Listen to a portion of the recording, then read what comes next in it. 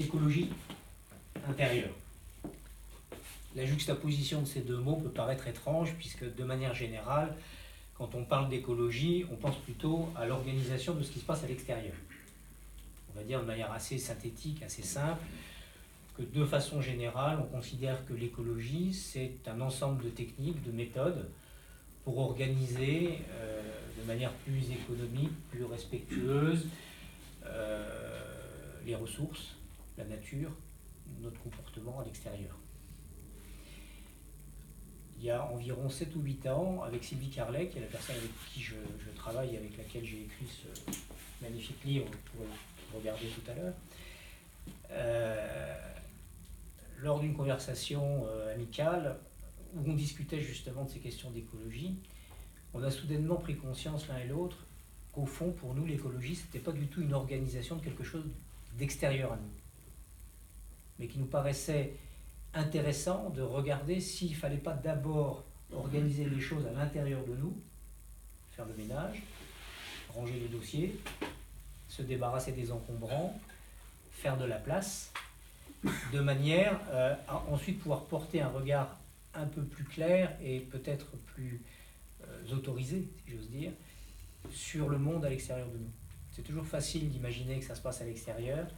C'est plus intéressant, à mon sens, de regarder que ça peut se passer à l'intérieur. Donc, c'est la raison pour laquelle on a juxtaposé à écologie le mot intérieur.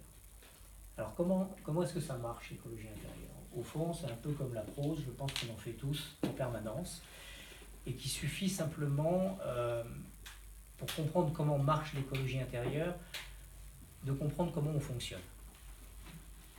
Alors là, par exemple, en ce moment, vos sens, l'ouïe, la vue, l'odorat, le sens du toucher, le sens de la spatialité, vous orientent vers l'extérieur.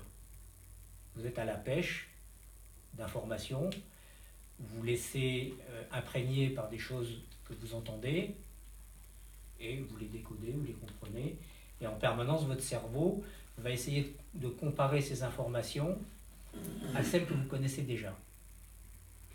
Ce qui présuppose déjà à la fois une certaine conscience, mais aussi un vrai conditionnement, ce qu'on appelle l'éducation.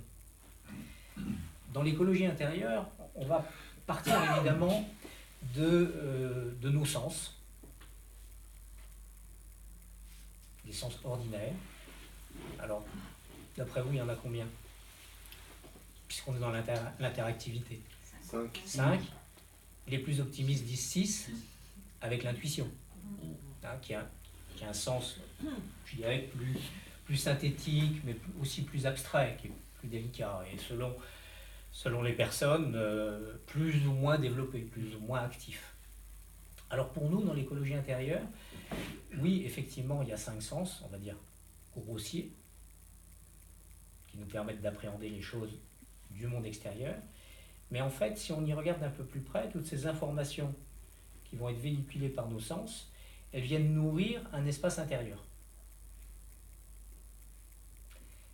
Donc l'intuition, oui, c'est l'aspect, je dirais, un peu superficiel du sens de l'intériorité. Donc en fait, il y a bien 6 sens, 5 qui sont tournés vers l'extérieur, 1 qui est tourné vers l'intérieur.